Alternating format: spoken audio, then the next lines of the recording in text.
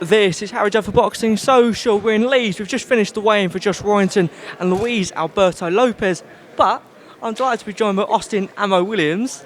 How are you enjoying the cold? Do you like the cold? It's bloody freezing out there, mate. Oh man, yeah, I'm enjoying it. You know, I'm from not from South Florida, but I'm living in South Florida, so I get the heat every day. It's good to get a little break from it, but this a real break. It's blistering cold out here, yeah.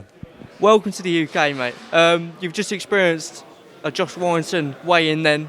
What did you think of that? It's renowned, his support, his Leeds football fan base. What did you make of that raucous weigh-in just now? I think it's amazing. I mean, Eddie gave me the opportunity to go to Newcastle and see their fight spirit. And when I was up there watching everything, they was like, "Oh, you thought Newcastle was something big? Wait till you see Leeds." I'm like, "Oh shit, Leeds! It's bigger here in Leeds." They're like, "Yeah, it's no comparison." So, yeah, that was great for me to see. I'm excited to experience the actual show. What do you make of this card? It's a huge card. I mean, that fight, the female fight behind you, what did you make of that there? There's a lot of beef. There's an Aussie derby. That's got a lot riding on that fight. Oh, yeah, I think that's so great for the sport when you got two fighters that actually want to fight each other for reasons even beyond just boxing or money or a check, because then the spirit is a lot higher for the fight.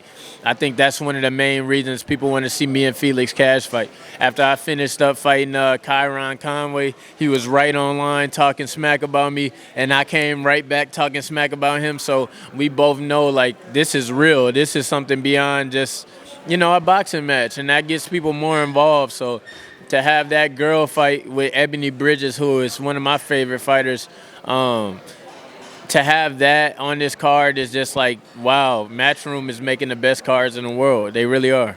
What do you make of that main event as well? A lot of the American media put in Lopez as favourite. You probably are more aware of Luis Alberto Lopez than a lot of the English fight fans. What do you make of that headline there? The reason why is because they know, the Hispanic fighting style is a fire fighting style, and that's kind of what Warrington has too.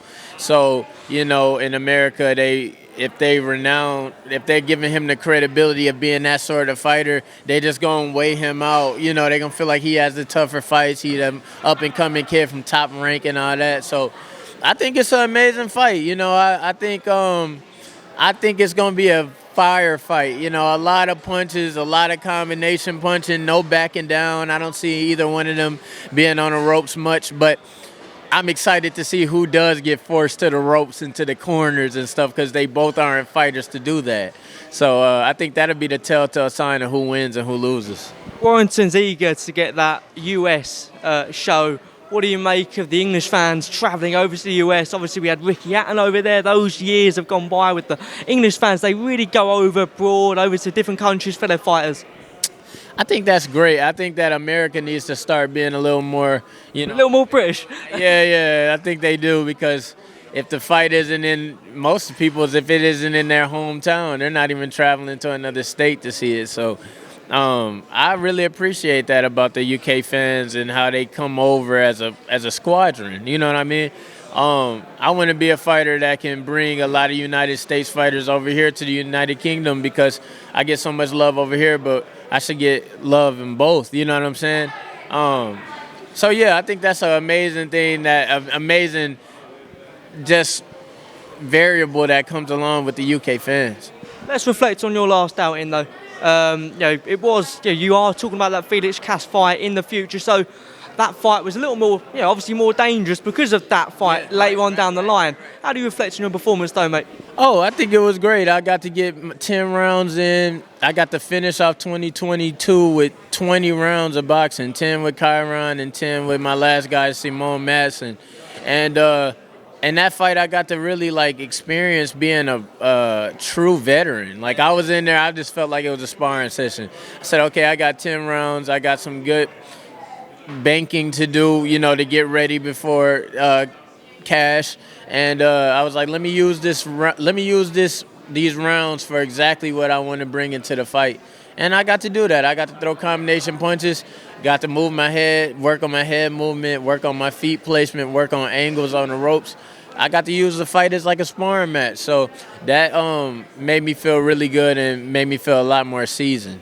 What did you make of the main event? Obviously, with the Chocolatito undercard, what did you make of that main event? Oh, man, it was fireworks. I mean, it did not disappoint anyone. Everybody left that. Everybody won. No, everybody in the crowd won. Everybody who bought a ticket won. All the fighters on the card won. Everybody won. Because when you get two warriors who are coming to fight with their entire heart and soul, it just brings a light back to the sport of boxing that isn't as common these days. You know, it's not a lot of fighters that's willing to fight other top great fighters. It's not. So we get them to Chocolatito and Estrada. Like, that's something, that's history that we're watching. So everybody won that night. I love the moment though. Your ring walk. We spoke about it off camera there. Bringing Ziggy on, the dog. Yeah. I thought that was fantastic. Shame you couldn't bring him today. I think he would have got a great reception if you brought him on stage. But yeah, just a word on that. I had to let my baby stay home and rest. You know, that's a lot. He's really an awesome dog. For him to be able to, walk through the crowds, to be there when the paparazzi's out, and then also be there like in a hectic moment of the fight, ringside. That's extraordinary. I'm so blessed to have him as my puppy. But I just wanted to give him a break. You know, he's been traveling around me all year. We've been fighting. We've been going on vacations. We've been doing all types of stuff. So I just wanted him to be able to chill at home. He's there with somebody I trust. He in a big house. He can run around, swim in the pool. So he like, Dad, give me a break, man. You just go do your business. Let me stay home. Brilliant. That. Look, we have to also reflect on the Kieran Conway fight out there in Vegas as well. I know Kieran Conway a lot, obviously, from working over here in the UK. Just, it was a tough fight for Kieran. Did you underestimate him, or was he as tough as you thought, or how did the fight go in your eyes, mate? No. Kyron, I knew it was going to be tough. Me and my team, we knew that he was going to be a tough fighter. I said in the interview with IFL TV, I told him I played on the mental game with Kyron and them. I made it seem like I was this mad guy that was only gonna go for knockout shots, and I wanted them to just try to move back and counter me. But the whole time I'd be still in the rounds, just boxing.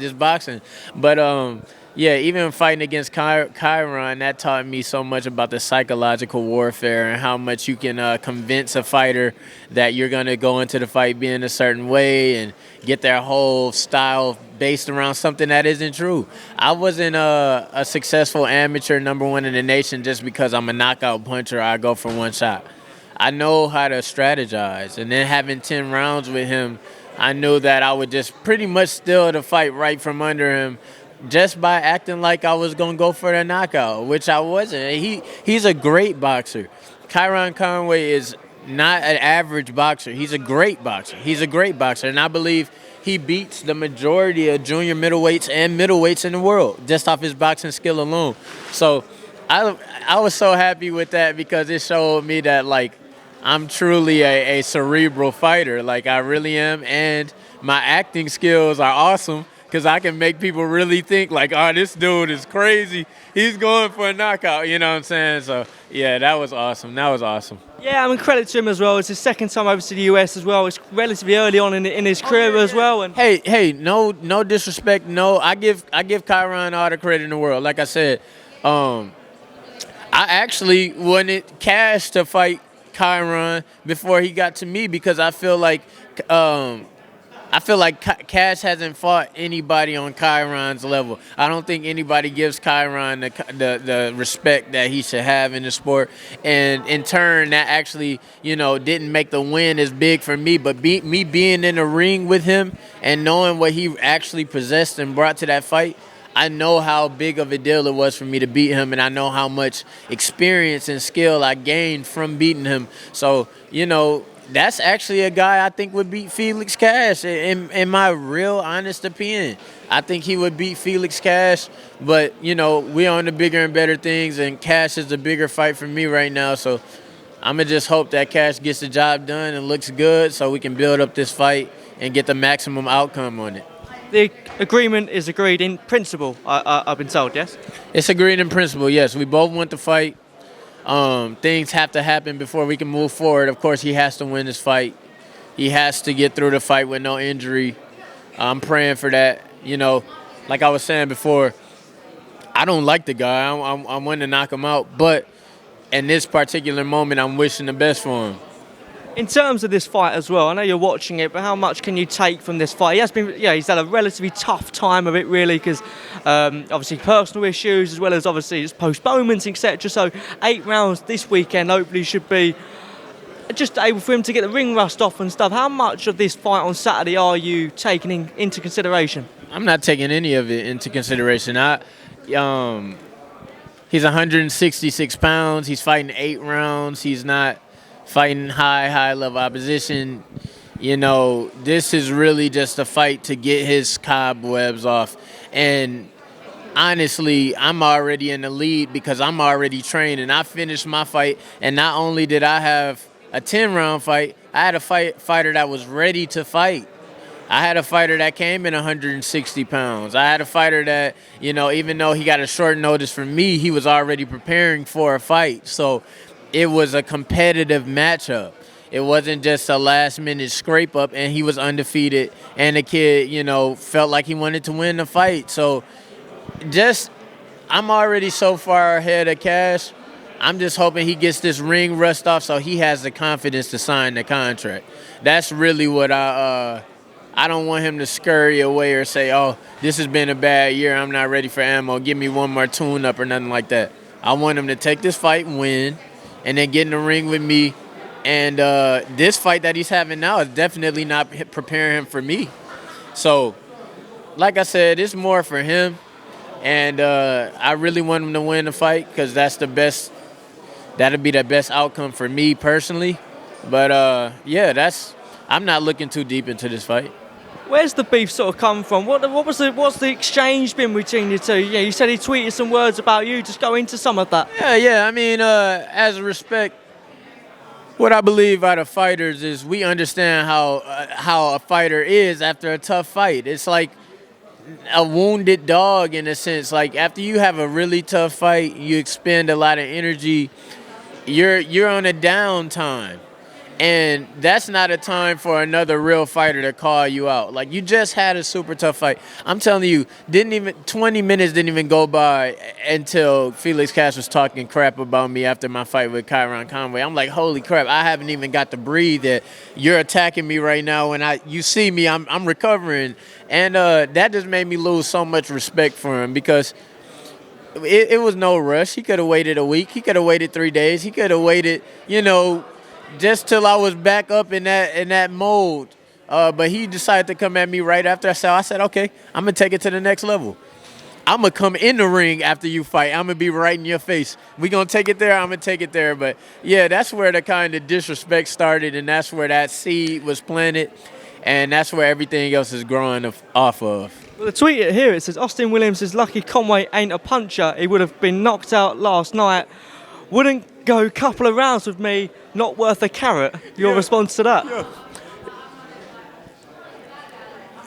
I'm here. I'm here now. That's my response. My response is me being across the world in a cold place when I can be at home down in South Florida on the beach with my dog running around swimming in the ocean. But I'm here. Like, I'm really here. No jokes. I'm really here. I'm in his face. I'm going to be in his face, and I'm going to be like, really seeing if he was really truly about what he's talking about. Because the thing is, it's real easy to tweet. It's real easy to Instagram. It's real easy to do all that. But it's not easy to jump up on an 8-hour flight, 3-hour drive to a cold place and really be in the same facility as a person. That's what's not easy to do, and that's what I do. That's the person I am. So, yeah. You said you're going to knock him out. Still stand by that statement as well? Knock him out. I'm going to knock him out cold. I will knock Felix Cash out. I will knock Felix Cash, you are getting knocked out. Do not throw this fight. Do not try to run away from me. March, we're going to make it happen. Eddie Hearn, he already wants it. Everybody wants it. I'm knocking you out next. Enjoy this little victory. Hopefully you get it. But Ammo Williams is going to knock you out.